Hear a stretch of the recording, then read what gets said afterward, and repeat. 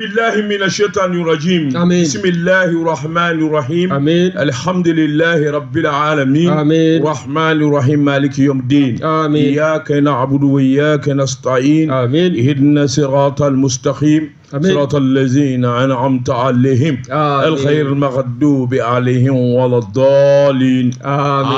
آمين Wakari biye jumaye biye lahoroma dunye wakari siligi ikardo subhanahu wa ta'ala ayanda ngale ala don ayemi ni mingela ma anga shu anga sali wakari siligi anga jagabo maganda wajiba ile do aka nasibanye wakari siligi ikardo subhanahu wa ta'ala ayeni ndi nyini anve andale kofe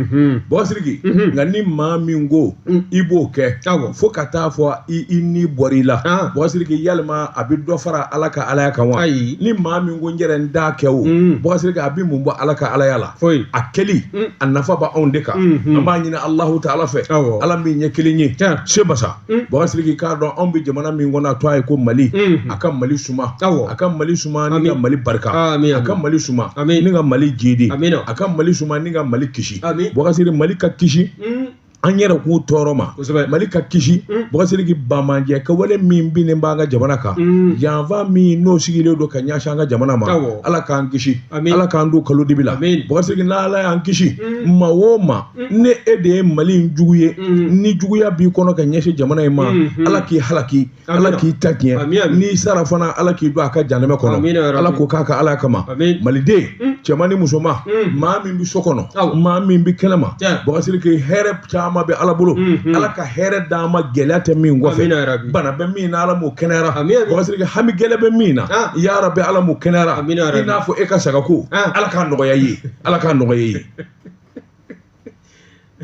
aha agada ima amina jijayde amina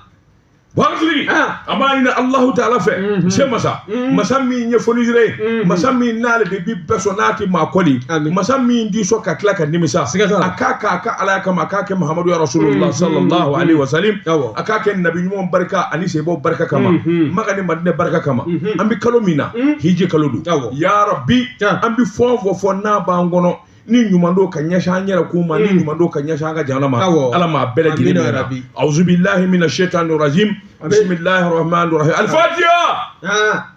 اللهم صل على سيدنا محمد عبده ورسوله الله لا شريك له اللهم إني أسألك العفو والعافية في الدنيا والآخرة لا حول ولا قوة آمين آمين الحمد لله رب العالمين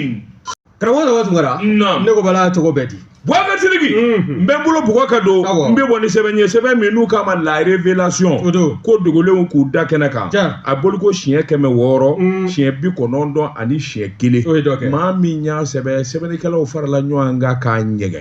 bwaga tiligi mugutigi kono na kono ya folo kerangi nyini ga flanu nye abisira kono tanye bwaga tiligi ikado to sira to ka gwa muna ningo nyere ti banza bele jide ka iningu soro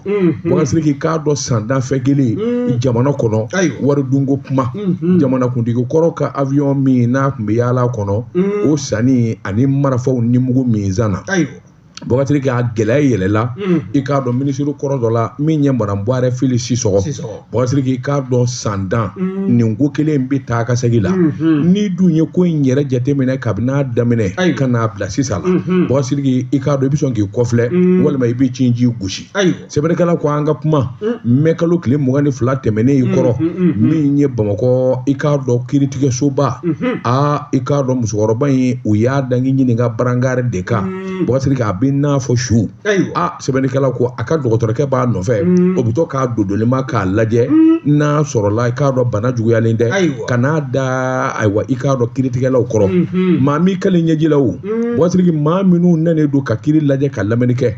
bogatiri maa caman b'o la min ye ɲɛji bɔ ko ye fo ni i k'i ɲininka dusukolo kɛra farakolo ye sabula n'i ye nin ɲɔgɔn na musokɔrɔba dalen i k'a dɔn n k'i ɲininka ayiwa jiri sanfɛ ko a bɛna kiiri bɔsiriki i k'a dɔn ni kiiri yɛrɛ tɛ abada i b'a ye k'a fɔ a bɛ gɛlɛya sɛbɛnnikɛla ko tiɲɛ don min kɔni ye musokɔrɔba ye madame Fili Buwarɛ bɔsiriki k'a dɔn kɔrɔ ka na man di bɔsiriki nka o n'a ta bɛɛ sariyatigiw kɔni y'a ɲini a ka se kɛnɛ kan a ka avocat n'o ye soronin donbaa ye bɔsiriki o yi ko a ko jɔn la hadamadenya hinɛ bi ni ka ban min ye maanifinya bonya ani hadamaden yɛrɛ kan ka bila minɛn min kɔnɔ o bi ne ka ban n'a fɔra ale bara ka muso min dɛmɛ n'o ye Fili Buwarɛ ye bɔsiriki k'a dɔn o bɛna nin nacogo in na sariyatigiw ma se ka u bolo bɔ a kana a ko a gɛlɛyara ka taa yɔrɔ jan bɔsiriki i k'a dɔn minisiri fɔlɔfɔlɔ yɛrɛ min ye nin kiiri in dabɔ bamanan don bɔsiriki i k'a dɔn o kumana Maître Maliki Kulubali ni hakili b'a la ale de kun ye minisiri ye min bɛ kiiri kunna bɔsiriki sɛbɛnnikɛla ko ale de ye nin kiiri in yɛrɛ daminɛ a donnama in kama bɔsiriki k'a dɔn a tun bɛ kɛ o sabula sɔrɔdasiw ni tɔɔrɔlen tun don marifa t'u bolo a dun fɔra ko marifa caman sanna bɔsiriki jamanakuntigi bɛ yaala avion min kɔnɔ sɔgɔ kelen ma yaala Maliki Kulubali bɔsiriki ale ko dossier in ayiwa a ka dayɛlɛ bɔsiriki a ka dayɛlɛ u ye kiiri kɛ siɲɛ fɔlɔ k'a kɛ ka sɛgɛsɛgɛli kɛ ka taa hali sankolo ni dugukolo ɲininka bɔsiriki i k'a dɔn jalaki yɔrɔ ma sɔrɔ sɛbɛnfura la u k'a y'a bila bɔsiriki k'a dɔn maa o maa to a fɔlen b'a la i k'a dɔn ko in kɔni a ma se ka jɛya o tuma n'a ma jɛya kiiritigɛlaw fanfɛ o b'a jira k'a fɔ fɛn ma kɛ ŋanamu min fɔra walima sɔni min kɛra o ma kɛ bɔsiriki kiiri ka dabila sɛbɛnnikɛla ko o ma tɛmɛ waati kan kiiri kun filanan wele kɛra bɔsiriki o sen bɛɛ ko sen kɔni a ko na ban sabula kiiri kɛlen ni ka taa fori a nana dɔ siɲɛ filanan na tuguni bɔsiriki ko i k'a dɔn ko in kɔni nin y'a gunnen ye sabula i k'a dɔn jalaki ni jalaki minnu fɔlen don ŋanamu minnu fɔlen don bɛɛ lajɛlen y'a jira k'a fɔ dɔrɔmɛ kelen ma suyani ma k'a ko kɔnɔ ŋanamu ma kɛ bɔsiriki o kuma kiiri banna sɛbɛnnikɛla ko bɔsiriki a donnama in kama fɛn caman donna balana Bretton Woods n'o ye wari bɔbaw ye ani kunnafonidila dɔw bɛ yen bɔsiriki olu kɔni ye kɔrɔfɔ in sɛbɛn kɔrɔ gɛlɛya bɔsiriki f'a kɛra sababu ye minisiri damadɔ bɛ yen olu ka gɛn ka bɔ minisiriya la bɔsiriki k'a dɔn ko in kɔni nana da sabula a fɔra bɛɛ lajɛlen ka t'i mago la wariba kule min fɔra k'o suyana a don yɔrɔ yira min ni min sanna minnu b'a kalama a kɛra minnu ɲɛna bɛɛ lajɛlen ko tiɲɛ don i k'a dɔn suyani ma k'a la n'o banna dun bɔsiriki k'a dɔn san 7 kɔfɛ n'a fɔra hali bi n'a ka bɛ o kiiri bɛ gosi sɛbɛnnikɛla ko yalima mun de don mun b'a kɔfɛ joni ka tɔnɔ b'a la joni ka bɔnɛ b'a la bɔsiriki a mana tigɛ Dawuda da la an ka jamana kiiritigɛ bulon bɔsiriki k'a dɔn danaya b'u kan sɛbɛnnikɛla ko ayiwa min kɔni wuli ka jɔ ni jateminɛ madame Buwarɛ Fili Sisɔkɔ kɔni muso min don a n'a ka maakɔrɔbaya bɔsiriki k'a fɔ de a bɛna sɔn min kɔni ye kow ye ka t'o dulon a la k'a sɔrɔ i k'a dɔn ayiwa a kow ma jɛya walima a ɲɛ ma sɔrɔ a tɛna sɔn abada tiɲɛ don a bɛ kɛ don min ale de bɛ nafolo minisiriya kunna bɔsiriki k'a dɔn a ka wuli ka jɔ ni cɛsiri a yɛrɛ kumana a ka sorondɔnbaw kumana bɔsiriki u bɛɛ lajɛlen y'a jira min kɔni ye ayiwa minisiri kɔrɔ ye garde so Maliki Kulubali a ko bamananya la a ko jɔnka la a ko nin ko in ale yɛrɛ de y'a dabɔ nka n'a fɔra an ka tiɲɛ fɔ bɔsiriki k'a dɔn ko in kɔni a bɛ danga min na a man ka se nin bɛɛ lajɛlen na o tuma mun ni mun de tora bɔsiriki k'a dɔn dɔw yɛrɛ y'a ɲini sa min kɔni Fili Buwarɛ n'a ma ɲɛ kiiri in bɛ kɛ a ka se k'i ni sɔrɔ siɲɛ kelen a bɛɛ lajɛlen ka woloma k'a sɛnsɛn ka bɔ ɲɔgɔn na hali n'a dalen bɛ to dɔgɔtɔrɔso de la n'u bɛ masimafɛnw bila a kunna u bɛ ɲɔgɔn ye ɲɛngɛn u k'o ma tubabukan na video conference bɔsiriki i k'a dɔn k'a labɛnnen bɛ n'o tɛ kabini san 2014 nin ko in ta ka segin bɛ sen na bɔsiriki i k'a dɔn ayiwa dɔw yɛrɛ bɛ yen ala ka hinɛ u na Sumaworo Bube Mayiga bɔsiriki k'a dɔn ale yɛrɛ minɛna fo ayiwa a ka don laban a y'o sɔrɔ kaso la yalima maa bɛ ala deli o ɲɔgɔn na ka madame Buwarɛ Fili Sisɔkɔ sɔrɔ wa bɔsiriki maa si tɛ ala deli o la ka sababu kɛ ko in a fanga bonyana ka se hakɛ min ma diɲɛ bɛɛ lajɛlen bara ka Mali lajɛ nin ko in na bɔsiriki nin ko in de kan ka ɲɛnabɔ joona n'u bi fa u ka fa n'a sɔrɔ u jo t'a la a ka fɔ ko jo t'a la bɔsiriki a ka fɔ ko u ma fɛn kɛ o kuma bɛɛ lajɛlen k'i ni sɔrɔ nin kun ye sɛbɛn ye an ye min bɔ la révélation kɔnɔ ko dogolenw k'u da kɛnɛ kan karamɔgɔ de b'a tugura la révélation an bɛ u fo ni tɛgɛ don ni sɛbɛn bɛ bɔ sɛbɛn min ko a ma ko l'œil du Mali maliden ɲɛden leju mali ka sɛbɛnfura in y'a bolo ko 440 ani 3 n'i y'a lajɛ maa min kɛ bɛ ka sɛbɛnlikɛ bi o de ye Yves Sangare ye Yves Sangare ko halisa madame Buare fili si sɔgɔ madame Buare fili si sɔgɔ kɔrɔfɔ min n'a wulikajɔ bɛ sen na ni jɛkulu kɛrɛnkɛrɛnlen dɔ sigila senkan n'an k'a ma ko comité de rédaction de la charte pour la paix et la réconciliation o tɛ bɛn ani kelenya malidenw ni ɲɔgɔn cɛ o kɔni o jɛyɛrɛ jɛkulu in min sigila senkan ka ɲɛmɔgɔya ta ka di an ka premier ministre kɔrɔ ma cɛkɔrɔba n'o ye Usman Isufi Mayiga ye i b'a ye k'a fɔ o ni gouvernement ɲɛma olu ye ɲɔgɔn ye ntɛnɛn dɛmɛlen o ɲɔgɔn ye senfɛ sa i b'a ye k'a fɔ kɔrɔfɔ caman tɛmɛna u ni ɲɔgɔn cɛ u y'a jira k'a fɔ min ye danaya min dala ka kalifa u la waasa u ka se ka bɛn ni kelenya o sɛbɛnfura gafe k'o dilan malidenw hamina ye fɛn min ye n'a bɛ kɛ sabu ye ka bɛn ni kelenya k'o fiɲɛ fifa ani ɲɔgɔn cɛ i b'a ye k'a fɔ k'an bɛ a labɛnni labanw an bɛ olu de kɔnɔna na nka n'i y'a lajɛ i b'a ye k'a fɔ olu yɛrɛ ka baara n'o y'u ka komite ye a baara a bɛ kuncɛ wa charte in yɛrɛ baara fana kan ka ban ka bɛn ni juin kalo nata tile 30 ye san 2025 kan wa n'i y'a lajɛ fana i ko min ye fasirikɛla n'o Yves Sangare ye ale ko nin tɛna kɛ sabu ye sa waasa maa minnu bɛ yen n'olu dɔw bɛ kaso la politiki kunda walima hakilina fɔli n'a bɛ wele ko leader d'opinion olu min n'a kɛra sabu ye n'u kumakan y'u lase kaso kɔnɔna na nin charte ko in k'a tɛna kɛ sabu ye olu caman ka bɔ wa yafa ka kɛ u ma i n'a fɔ madame Buare Filisiw n'a ɲɔgɔnko n'i y'a lajɛ min ye maa caman kana ɲinɛ dɛ n dɔgɔnin bɛ kɛ Seydou Umar o bɛɛ tɛ leader d'opinion ala k'a ɲɛ ala k'a ɲɛ nam fana sa ɲɛma sa min ye wulikajɔ ye wulikajɔ bɛ Bɔkari jɔ miniti kelen an bɛ taa Maka i k'a dɔn Usazi Baare bɛ yen i k'a dɔn an n'a bɛna ɲɔgɔn sɔrɔ a bɛ Maka sisan Usazi Baare salamu alaikum keifa hal keifa anta alhamdulillah kɔrɔ daba tugara keifa lamu alhamdulillah Baare bara ka kuma i k'a dɔn ɲɛ bɛ nɛɛma na ka bɔ i da ka ɲɛsin an ma Ala ma a sabatira amina rabbi allah ayiwa naam i bɛ Maka an bɛ Maka ni wagati na daba tugara i bɛ hiji kɛnɛ kan naam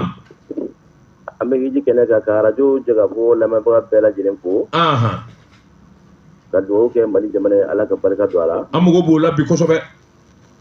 ka dugawu kɛ Buwa Jabate yɛrɛ a bɛ ɲɛmaya minɛ ko Ala k'a mɛn a la ya rabbi Allah Ala ka ni jama kan bɛn ami kɔrɔ daba n'o tɛmɛna ka bɔ yen an b'a fɔ ko alhamdulillahi rabbil alamin alhamdulillahi rabbil alamin masha Allah kalo jɔra yan nɔ tarata tɛmɛnen ka dugu jɛ araba la o fana kɛra Mali fana ta ye nka information cogoya la kalo tun yɛrɛ koro nka koroko kun ma teliya ka kibaruya di joona o kama an bɛɛ ɲɔgɔn sɔrɔ date kelen na sisan an bɛɛ jɔra tarata ka dugu jɛ araba la donc ni Ala ye araba nata jira an na hiji bɛ daminɛ o la inshallah alamisa nata o ye arafa ye juma o ye seliba ye tabarakala donc o seliba kɔfɛ sa sibiri ani dimanche o ye hiji kuncɛlen ye ja hiji yɛrɛ baara a hiji yɛrɛ baara ba tɛ tɛmɛ tile 2 kan o hiji baara yɛrɛ bɛɛ lajɛlen tile 5 walima tile 6 Allahu akbar tile 2 ka fɔ seliba ɲɛ ani tile 2 seliba kɔ o y'a bannen tabarakala jama kɔni bɛ fan bɛɛ lajɛlen fɛ waati min na komi sisan an kɔni y'a ɲini bɛɛ lajɛlen fɛ hijiden bɛɛ lajɛlen ka dugawu kɛ Mali jamana ye donc ka da dugawu de bɛ se ka Mali jamana dɛmɛ waati min na komi sisan wa dugawu tɛ dɛsɛ foyi la an minnu fana bɛ yan nɔ an fana bɛ dugawu ɲini aw fɛ a ka dugawu k'an ye inshallah ka dugawu kɛ Ala kana hiji kɛ silamɛ si ma kuma Ala ka nɔgɔya bɛɛ lajɛlen amina ya rabbi an bɛ waati min na kɔni kibaruya juguman foyi tɛ minnu tɛ ka lagɛlɛ hɛrɛ dɔrɔn de bɛ yen an bɛ hɛrɛ la alhamdulillah Baare Mali hijidenw i k'a dɔn yalima ɲina ani salon ta sabula i bɛ san damadɔ i bɛ y'a kɛnɛ kan a taabolo la n'o ye labɛn ye ani hijidenw yɛrɛ kɛcogo la salon ta ni ɲinan ta yalima a ko bɛ cogo di danfara b'u cɛ wa danfara belebele b'u cɛ ka ɲina organisation depuis Mali la yen nɔ a daminɛlen don salon ta la min kɛra an ka jigiya la o tɛna kɛ ɲina sabu kabiri Madina yen nɔ o ye bɛɛ lajɛlen ka visa dilan ka kɛ fɛn ye k'a don bɛɛ lajɛlen kan na i bɛ fan o fan fɛ o de b'i kan na n'o t'i kan na yɛrɛ i tɛ don ale ka ban kɔnɔ bon an bɛna taa baara min na fana n'o ye hiji kɛyɔrɔ yɛrɛ Mina ni Arafa ni Muzdalifa no o sɛbɛn fura tɛ mɔgɔ mɔgɔ bolo i tɛ se ka tɛmɛ donc organisation ka ɲi kosɛbɛ kosɛbɛ an ka jigiya kɔni n'a ɲinan kɔni alhamdulilahi awɔ Usaz Bare an bɛ donni min na ko bi yalima a bɛ yɔrɔ jumɛn sisan an bɛ Makan an bɔra Madina an bɛ Makan sisan a bɔra Madina sigi la sisan a bɛ Makan awɔ an bɛ Makan a bɛ Makan Usaz Bare i k'a dɔn nin ye hakili ɲuman ye yalima arabu yɛrɛ u kɛlen bɛ ka dabali jumɛn tigɛ waasa hijiden fɛn o fɛn bɛ yen u ka se ka lafiya sɔrɔ o kɛlen bɛ ka dabali min tigɛ hijiden bɛɛ lajɛlen ka lafiya sɔrɔ n y'a f'i ye cogoya min na polisiw ni sɔrɔsiw kɔni bɔnnen don fan bɛɛ lajɛlen ka organisation kɛ 100% ni yɔrɔ dɔ fara o b'o datugu mɔgɔw bɛ taa fan wɛrɛ fɛ pour que mɔgɔw kana yɛlɛ ɲɔgɔn kan inshallah o labɛn sabati kosɛbɛ kosɛbɛ inshallah awɔ Usaz Bare an bɛ dugawu ɲini aw fɛ an bɛ dugawu k'aw ye an fana bɛ dugawu k'i ye inshallah an bɛ dugawu kɛ hijiden bɛɛ masha Allah Tarawele merci Ala ka ɲumanzɛ ye kana ɲinɛ forokiyani kɔ bisimila Buhari naam karamɔgɔ dɔ tun kɛra min ye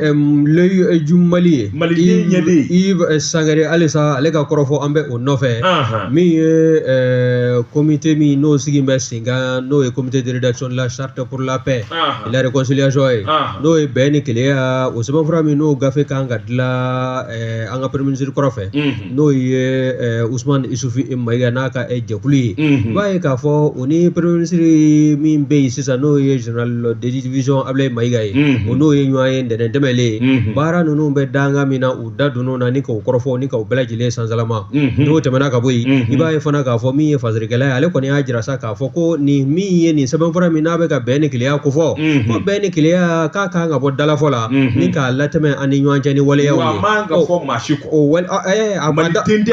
a da selen o bɛɛ ma min bɛ jamana kɔnɔ o min bɛ jamana kɔ kan o fɛn fɛn bɛ yen n'olu kɔni n'olu bɛ kaso kɔnɔna na bi politiki kunda fo ka taa se leader d'opinion ma ninnu bɛɛ lajɛlen k'olu yafa kan ka k'u bɛɛ lajɛlen ma k'u bɔ kaso la ko wa ko maa fɔlɔ min n'o kan ka a ko in yɛrɛ jaabi fɔlɔ sɔrɔ o de ye madame Buhari Fili Sisɔkɔ ye ko n'o tɛ k'a sɛbɛkɔrɔ sɛgɛnna kaso la ko wa ko min ye bɛn ni kelenya ye an ka fɔɲɔgɔnkɔ ninnu an fɛn fɛn tɛmɛna ni ɲɔgɔn cɛ kabi san yirika an k'o bɛɛ lajɛlen salo ka fila an kɔ sɛbɛnfura ye n'o ye charte ye a bɛna fɛn min fɔ bɛn ni kelenya a labaarali cogo la an k'o siraw ta wa ka a daminɛ fɔlɔ maa minnu bɛ kaso la yafa ka kɛ u ma an bɛɛ lajɛlen ka bɔ sa an k'an ɲɛ jɔ ɲɔgɔn ɲɛ na min ye bɛn ni kelenya ye an bɛ se ka o baaraw boloda ni ɲɔgɔn cɛ cogo min na baara kan ka ɲɛsin o ma nin ye n ko sɛbɛn sɛbɛn n'a y'a salo ka bɔ Lɔyi Mali kɔnɔ Yves Sangare a ka fasiri Bɔgɔtigi politikimaa minnu bolila walima kɛbɛ politikimaa minnu kɔ Bɔgɔtigi k'a dɔn civil minnu bɛɛ walima n k'i ɲininka minnu bɛ foroba baara la fɔ o fɔ n'a kun dara jamana kɔ kan a bɛɛ lajɛlen ka wele Bɔgɔtigi k'a dɔn ni jalaki bɛ min na kangari gɛlɛn ka daw ye yafa ka kɛ an ka jamana dilan o don Jibi Nam ne ko wala cogo bɛ Bɔgɔtigi n bɛ n bolo bɔgɔ ka don n bɛ bɔ ni sɛbɛn ye sɛbɛn min n'u k'a ma le point ye tomini a bolo ko siɲɛ 300 60 ani siɲɛ 5 maa min y'a sɛbɛn a to a de ko AD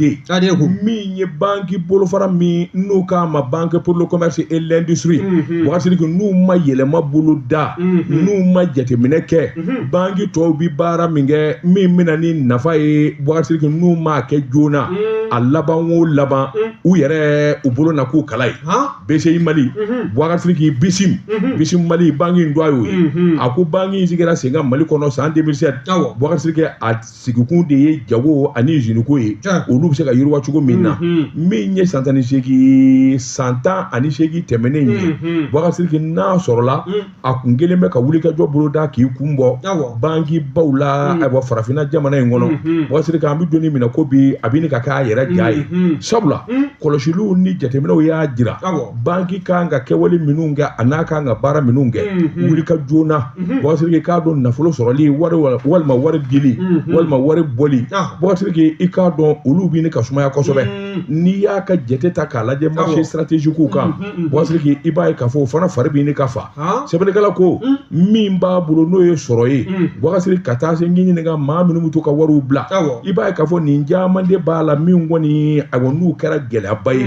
u taara da min kan Bɔgɔtigi k'a dɔn ɲɛmaa falen caman tugura ɲɔgɔn na sabula muso min kun bɛ ɲɛmaaya la u ka yɔrɔ in na Bɔgɔtigi o laban de wulila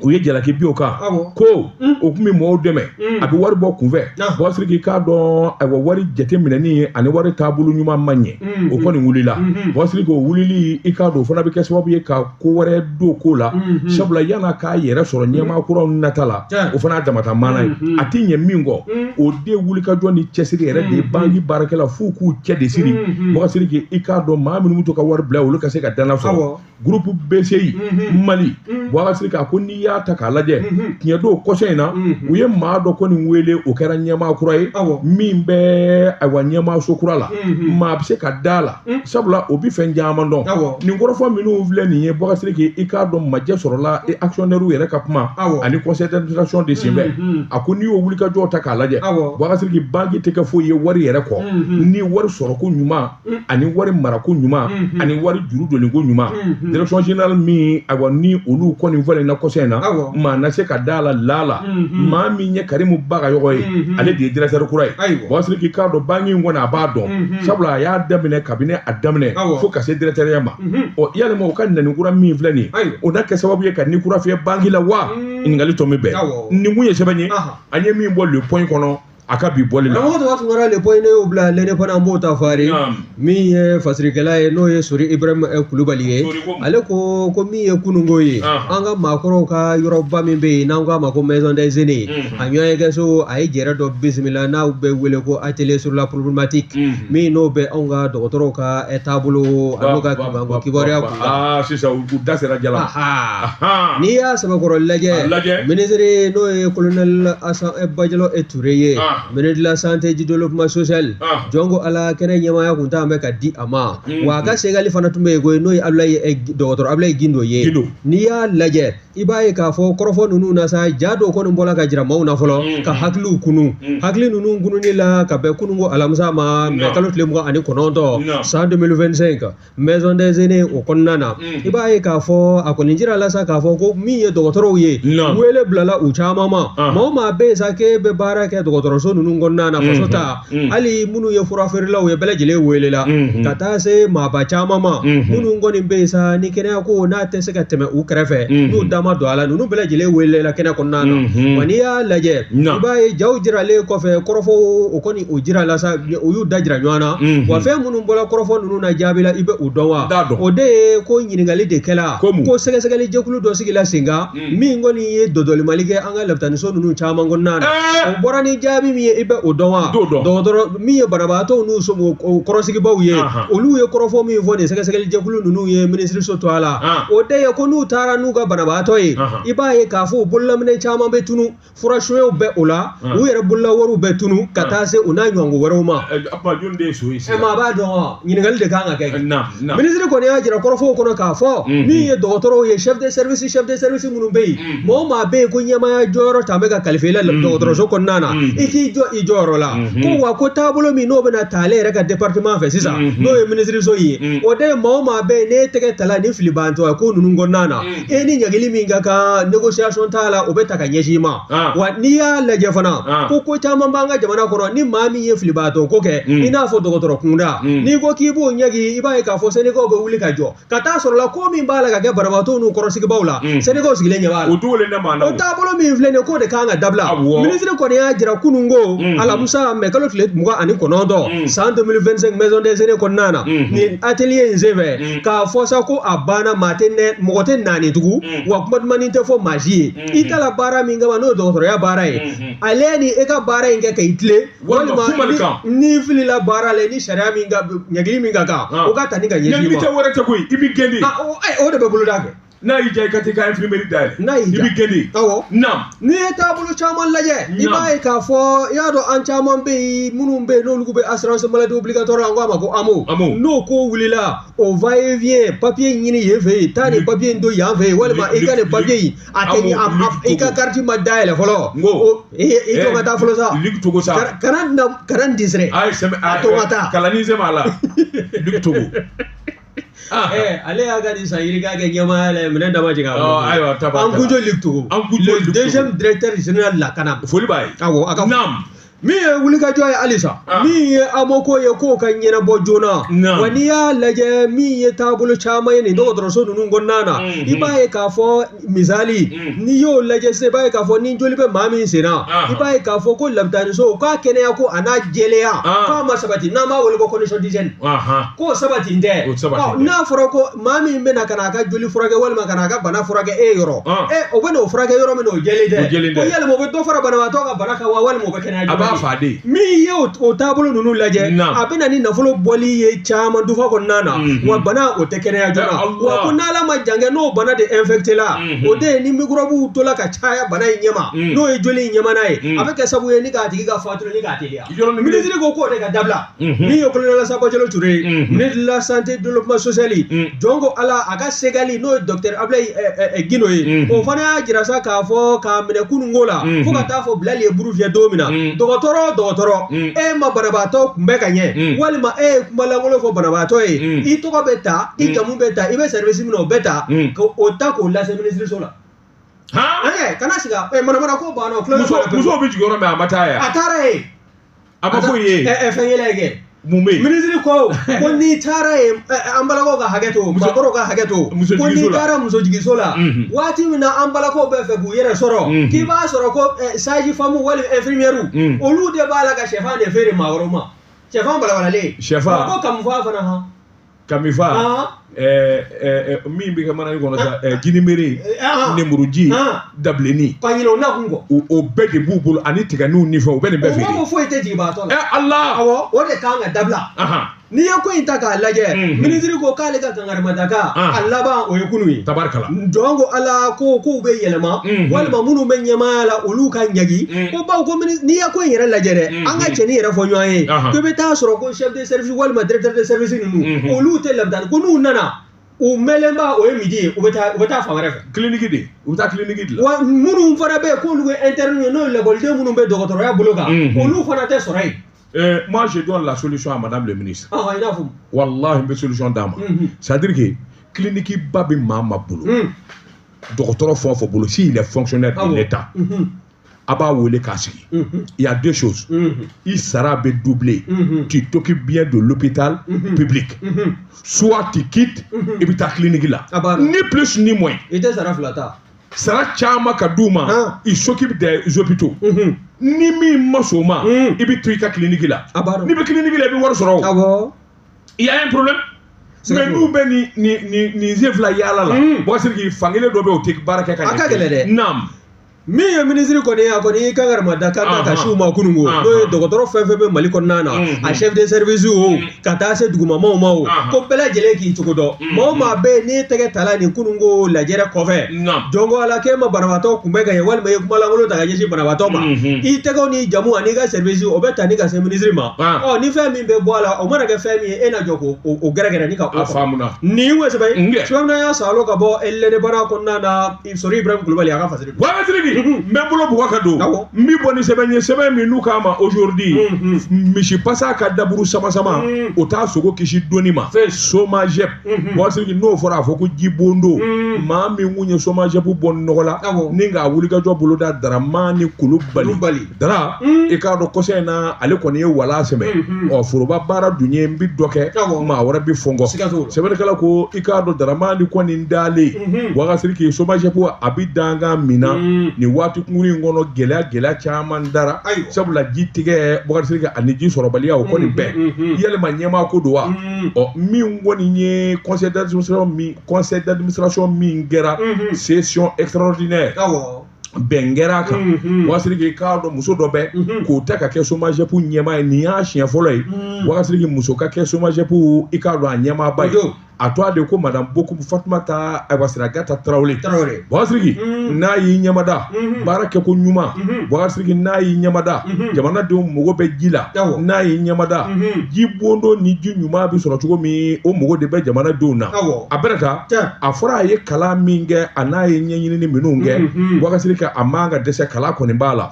y'a dɔn kalan fana o ni kodɔn tɛ kelen ye sɛbɛnnikɛla ko kalan da kɔni ye Boubacar Sidiki i k'a dɔn ENA a y'o kɛ Boubacar Sidiki k'a dɔn ayiwa ni ka laban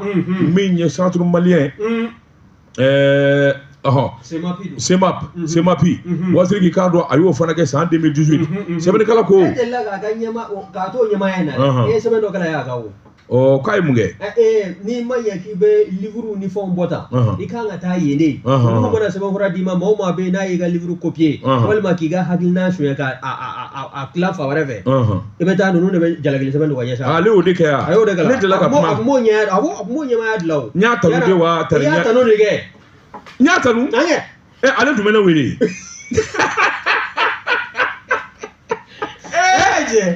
kuma tewa ne yitanu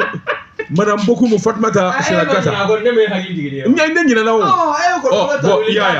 bon c'est pour te dire que wallahi boire wallahi on bi bara minge on le fait avec conscience c'est à dire que quand on cite un grand cadre quand on est cadre du monde en bas ton fabriquer mo nyana ko wara ba ko boro abeni ko na tene tene doore e ko ne gila ka to na hakilita la yayi wona hakilita la rodrigi opma ikado mbalom so ça il mido deuxième position là ni mobili so ki foro lo mai so ni ga go bo ki kado ni kala ko ni do ayo don iye mi wono e sema pi bo ki kado ayo lu ke ka wuli ka jo buluda ni ga akili nyuma zoro o bole ngofe ni kala ni je ko ni do doniya bo ka ye ni jamange bagloria re ikado ayo salo sa en 2003 ko wari jamana na madame beaucoup mu Fatmata Sirakata Traoré bo ki ikado degu économie de gestion Université Paris la hawla wala quwwata illa billah et par yoro mendo fana bo do ibeka de la katano yoro do la Panthéon Sorbonne kala bana yo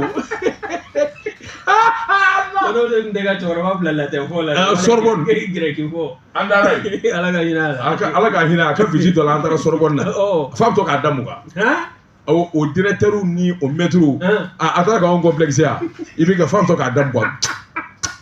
no mango do to ala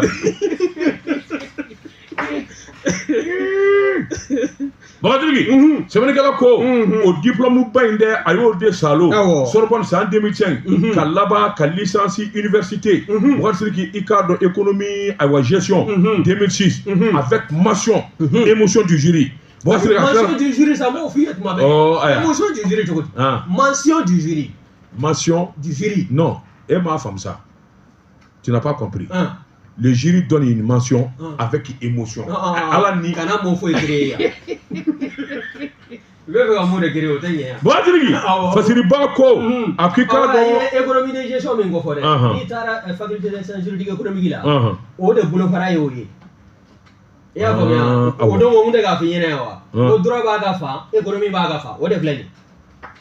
Mais diplôme men bolo cabinet ala eda et ti bonne dala. Go Sorbonne de benna Sorbonne imna économie ko men do ngolo Sorbonne niye kala de Sorbonne la iki farane na fasiri bako kalaba duguni mi nye maseri professionnel wakasiri ki kado ayo fana salo gestion projet développement en Afrique wakasiri muso ngoni nga aywa sebe kala ningo jango nindo la aye kala bara chamange wakasiri ki kado ministre so ninga laba kana chaketa do kalfama hal primature ikado atemena yema fe wakasiri ki sebe kala ko ni yata kala de mali kono bi ka fo muso be mi ngala nedo katemaka obiseka ke nga matami ni bo ko fa busoro lucela bosir ki nga abina yoro mi na yoro gelemamba sabula jamana injiko ana kurango bi bele jile daka o ablala mi ngoni nona akadala ka fo Dramani Kulubali dara o ya seke bosir ki ka do opma mi ngoni jamana nyemo ye udara la ale de ya folo musuye mi ngoni ngake abosoma jepu nyema madame Bokum Fatmata Sirakata Traoré aka numéro fo yede ko le wote molo fois quoi ka ça zodi ni mu yese beni ay te so le wele shegli ay inde so wele inde tanu do jurula o na tanu ko ndo do jurula iba ro o cheyo ni ga nakare be ni ma fendi inde songo inde ni mu yese beni ni ma so ete fege ay ni mu yese beni an ye min bɔ aujourd'hui kɔnɔ a ka bi bɔli la karamɔgɔ Daba Tunkara aujourd'hui Mali ne y'o bila min ye sort de Bamako ye ne bɛ o ta maa min ka fasiri ye ni o ye Maïmouna Doumbouya ye Maïmouna ko anw ka ministre de la défense des anciens combattants min ye général de corps d'armée Sadio Kamara e ko a ma taama boloda kunungo alamisa mais kalo tile 29 san 2025 ka taa Nioro Sahel wa Nioro Sahel n'i y'a lajɛ min ye anw ka soldats n'o ye finitigilakaw ye forces armées maliennes ka kan belebele dɔ kan ka sigi ye a taara o biriki den fɔlɔ ni ka taa o sigi n'i y'a sɛbɛkɔrɔ lajɛ Kayi ani Nioro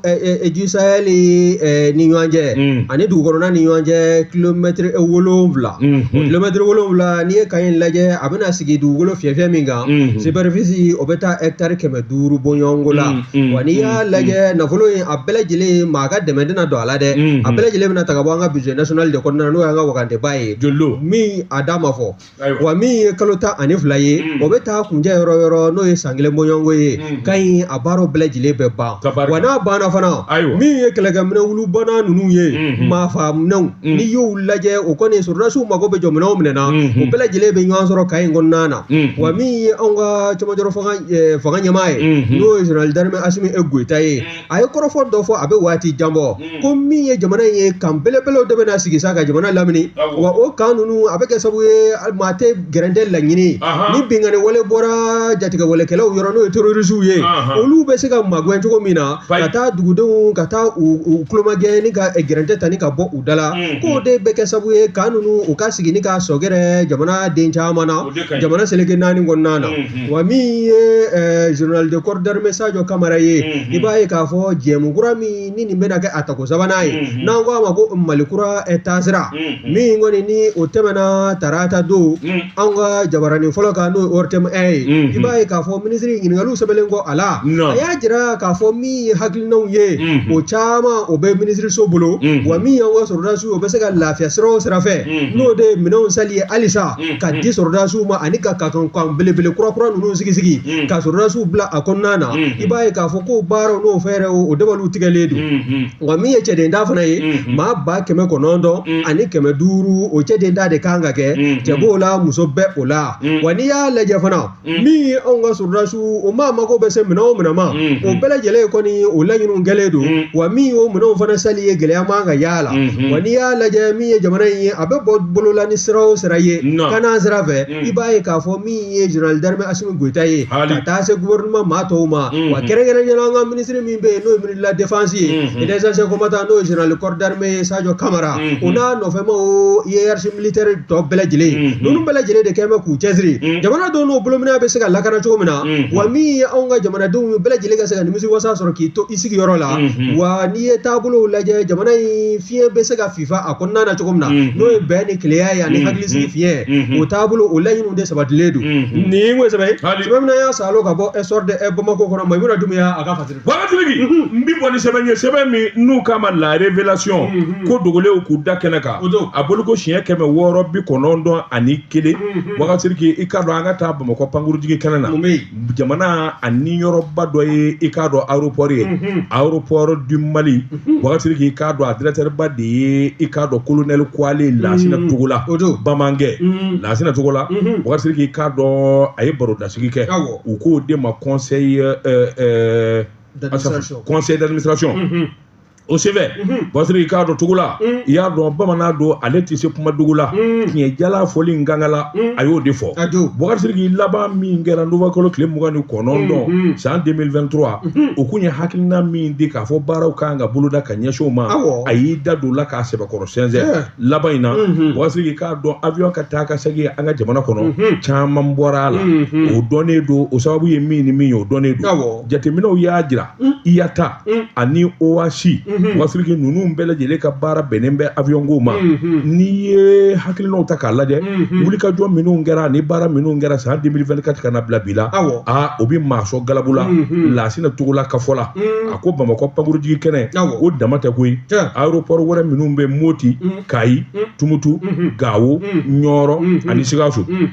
wuli ka jɔ nana boloda ka dɛmɛ ta k'u sɛgɛrɛ Bɔgasiriki avion ka taa ka segin a n'a ka jigini tiɲɛ don ni dɔ bɔra a la nka i b'a ye k'a fɔ dabali minnu digɛra walasa ka pankurunjigi kɛnɛ ninnu girinya ni k'a sɛbɛkɔrɔ dilan Bɔgasiriki olu kɛra a ko nafolo ta fanfɛla la Bɔgasiriki i b'a ye k'a fɔ majɛ bɛ yen sabula wari minnu kan ka sɔrɔ ni a bɔ munumunu saloba ti kɛ Bɔgasiriki k'a don dɛsɛ bɛ na majɛ min bɛ yen o ti maa timinangoya koyi nka sababu kɛ i k'a dɔn baara min kɛlen don waati mana nɔgɔya kuma o kuma Bɔgasiriki i k'a dɔn o fana bɛ k'a damata sɔrɔ de y'an ka jamana ma laasina cogo la laasina kwale bamankɛ Bɔgasiriki a y'a jira k'a fɔ min bɛ Mali kɔnɔ bi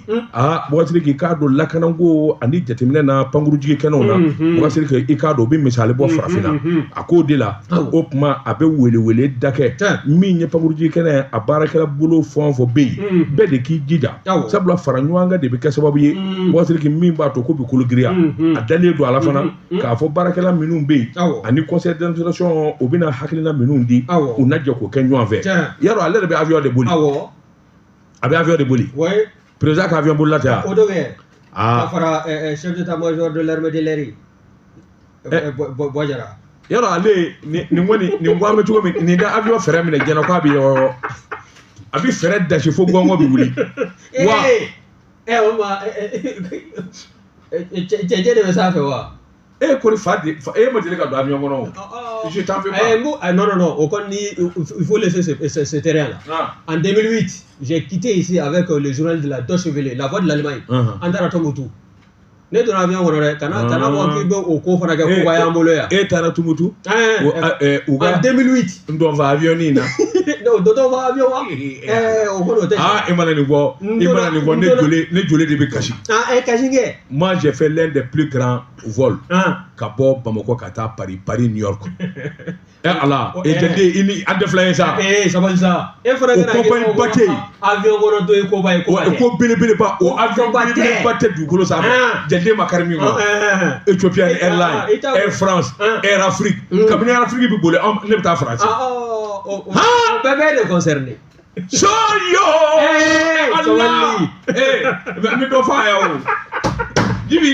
n bɛ dɔ fɔ a ni Jimi n bala cogo bɛ di karamɔgɔ b'a sɔrɔ ni n tɛgɛ don ne sɛbɛn bɔ sɛbɛn dɔ k'a ma ko la révélation ko dogolenw k'u da kɛnɛ kan sɛbɛn fura in nin y'a boli ko 691 u ye dɔ kɛ fasirikɛla ka jɛ k'a sɛbɛn n'o ye la rédaction ye n'u ka fasiri ye nin ye min ye ka adamaden dɔ ta ni ka o kɛ tɛgɛnkɔni taamaseere ye ɲuman sira fɛ anw k'a ma ko citoyen modèle n'i y'a lajɛ nin hakilina nin y'a ta ko 6nan ye min bɔlɔ taara turu an ka sigida 6nan na n'o ye commune 6 ye maa 60 k'olu ta ka jɔnjɔn di u ma ka médaille do u kana k'u kɛ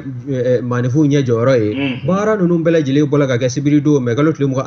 san 2025 anw ka dunanjigiso dɔ la Maɲanbugu n'o bɛ wele ko hôtel Kolibiri n'i y'a ta k'a lajɛ kɛnɛ denfaya kun t'an bɛ ka di maître Demba Traoré ma maître Demba n'i y'o ko fɔ maa lakodɔnlen do anw ka jamana in kɔnɔna na a ye minisiriyaw kɛ fo ka taa se min ye sariya taabolo fana ye o dɔn b'an gana fana don n'i y'a lajɛ a kɔni kɛnɛ in kɔnɔna na ka fara maître Demba Traoré kan maaba caman fana ye sen bɔ i kɔnɔkɔrɔ ni ka se ye i n'a fɔ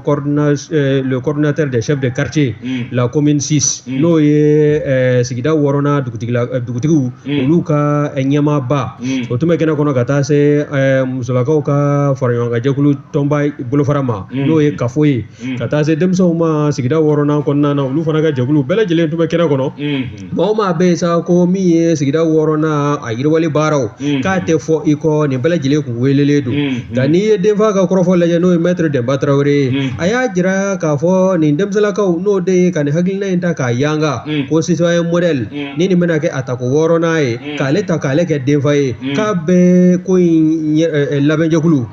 k'a b'u bɛɛ lajɛlen fo k'a sabu kɛ maa o maa bɛ yen ne bɛ adamaden ka ɲumanya dɔdɔlima nɔfɛ k'a ta k'a jira diɲɛma na jɔnko ala o kɔni e kan ka fo foli la dantɛ foli min na o fana bɔlen koyi nin bɛ kɛ sabu ye fana maa wɛrɛ minnu bɛ yen hali n'a sɔrɔ olu ma se ka sugandi nin senfɛ ka ye maa 60 cɛman sigida 6nan na i b'a ye k'a fɔ bɛɛ lajɛlen na dɔ fara i ka cɛsiri kan i ka mana kɛ baarada bolofara o bolofara forobaca fara kɛn yɛrɛ ye kan sigida yɛrɛ kɔnɔna na ka baara ɲumanw boloda ka ɲɛsin sigida mɔɔw ma waasa waati ni don nataw kɔnɔna na i fana ka se ka kɛ nin jɔnjɔn sɔrɔ baa ye maa min bɛ yen ni jɔnjɔn ta la o caman do maa min fana bɛ yen ni jɔnjɔn tala ka d'o ma o de ye Basiriki Ture ye directeur de publication do journal Legido o ɲɛmaaba do ale kɔni y'a jira sa wa min ye jɛkulu dɔ fana bɛ yen den gouverneur tilamu to a la n'an ko a ma ko comité de gestion du fonds de solidarité de la presse an ko a ma ko fonds de presse i b'a ye k'a fɔ Basiriki kɔni y'a jira sa k'a fɔ ale sewale do wa min ye ko in yɛrɛ o labɛnli a ɲɛmaaba n'o ye Usmane Ture n'an b'a wele ko tɔntɔn k'a bɛ a fo a ka wuli ka jɔ la nin hakilina in k'o ta ka maa dɔw kɔni suganti ka u ka ɲumanya ani k'o ta k'o jira diɲɛ bɛɛ lajɛlen ka bɔ a kalama ko hakilina ɲumanba do wa min ye sigida fɔlɔ ye ka taa se filanan ma sabanan fo naaninan nin hakilina in a bɔra ka waleya o yɔrɔ kɔfɔlen ninnu bɛɛ lajɛlen kɔnɔna na wa sigida kelen o kelen i b'a ye k'a fɔ maa 100 de bɛ ta ka sɛgɛsɛgɛliw kɛ u nɔfɛ a 100 na sa i b'a ye k'a fɔ a bɛ taa se 50 fo 60 olu kɔni tɛgɛnkɔni bɛ da olu de kan ka jɔnjɔn ta ni k'a di u ma min ye citoyen modèle ye fɛn dɔw fɛn min n'a kɔkɔrɔma kan ka don maa min b'a baara kɛ ka fara dɛmɛbaaw kan ninnu bɛɛ lajɛlen de kɔni senkɔrɔma kan ka don waasa min ye anw ka jamana seleke naani kɔnɔna ye bɛɛ lajɛlen ka se ka nin citoyen modèle a jɔnjɔn i k'a sɔrɔ k'a dulon i ka salon kɔnɔna na waasa i denw n'u mɔdenw ni tulomasɛnw ka se ka bɔ i nɔ ma nin ko sɛbɛn mina y'a salon ka bɔ nouvelle la révélation kɔnɔna na rédaction o ka fasiri Basiriki n bi bɔ ni sɛbɛn ye sɛbɛn min n'u k'a ma le sof Basiriki k'a dɔn maa min y'a sɛbɛn a to a de ko o bɛ yen Basiriki i k'a dɔn awa pôle économique et financier Basiriki jamana in kɔnɔ ni fɛn kelen bɛ ka maa kamana gan dugukolo ko o kɔni gɛlɛya de bɛ senna sa kalo 12 jamana fantan 4 bɛɛ lajɛlen na Basiriki i k'a dɔn sariyatigiw ni Baginda maire min ɲɛsaliya jara ye a n'a jɛɲɔgɔnkɛ Siyaka Tarawele u ni sariyatigiw karilen kun don ɲɔgɔn na Basiriki i k'a dɔn ayiwa u sɔrɔla mun na juin kalo tile 28 san 2025 min ye pôle économique et financier Bamakɔ yan Basiriki i k'a dɔn u ka sɛbɛnfura dalen kun don kiiritigɛlaw ɲɛkɔrɔ Saliya Jara ani Siyaka Tarawele Basiriki u yɛrɛ kun tɛ kɛnɛ kan nka sariyatigiw kɔni ye sɛbɛnfura in u y'a ta k'a kiiri min ni min bɛ sariya kofɔ k'a bɛɛ lajɛlen ɲɛnabɔ ko in yɛrɛ kɛra kabini san 2024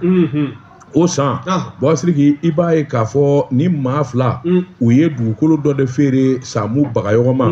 i k'a dɔn terrain 18 a kelen o kelen $2 ani 100,000 Basiriki k'a dɔn a sɛbɛnfuraw bɛɛ lajɛlen bɔra Baginda mairie de la yɔrɔtigi kɔni ale kelen ka yɔrɔ sɔrɔ a nana i kɛ yɔrɔ kan k'a b'a ayiwa baara kɛ Basiriki a bɛ bali mun na dɔ fana nana i jɔ a kɔfɛ ni papier wɛrɛ ye Basiriki k'a dɔn k'u nana gɛlɛya u ni ɲɔgɔn cɛ u y'a tipi tapa o ka papier bɔra i k'a dɔn Kati préfecture la a ma ɲɛ min kɔ sa Samu Bagayɔgɔ y'a ye nin ko in bɛ cogo min ta ni yanni Saliya Jara ani Siyaka Tarawele ka dan kɛ ale ka t'i ta ɲɛɲini Basiriki o yɔrɔ bɛɛ a taara i ta da bɔgɔ jenne kan min ko ni sɛgɛsɛgɛlikɛlaw ani kiiri kunfɔlɔ min kɛra Siyaka Tarawele i k'a dɔn a sɔnna k'a fɔ tiɲɛna ale de yɔrɔ in feere min ye tɔ kelen dɔ in fana ye o fana ko tiɲɛ don ko ale b'a la tribunal kɔni y'a jira sa k'a fɔ u maa 2 bɛɛ o tun kan ka ɲɛgi